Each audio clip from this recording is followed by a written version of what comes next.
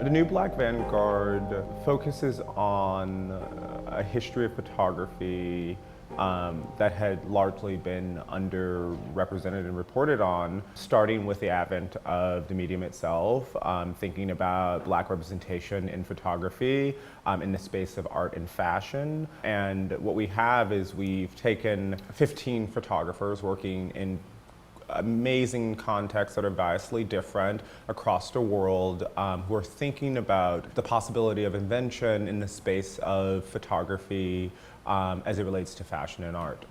I think what ties them together is their desire to think about Black identity in photography, right? And what has been missing from the space of photography, right? I think Antwaun Sargent has a really great quote about, making Blackness as universal as whiteness, right? And so when you look at these images, yes, you should see race because that's important, but you should also see any number of other concerns the photographers are raising.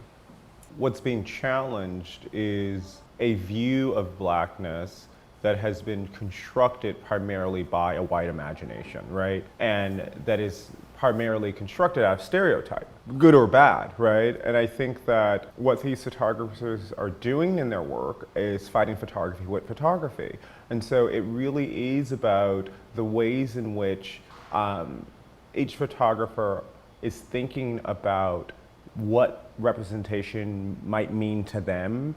Often in this culture, when we think about the work of Black artists, we almost never think about how do we celebrate young Black artists. And I wanted to kind of change that, and I wanted to say that what was happening right now with these very young artists is significant. It has shifted our culture, and has shifted how we think about photography, and has shifted who gets to shoot images.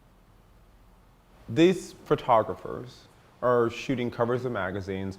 They're showing their work in exhibitions and museums and institutional spaces, and they're also creating their own publications. They're creating their own modeling agency. They're creating, they're curating their own shows. I think that, when it's all said and done, I think these are going to be the photographers that define this generation in images.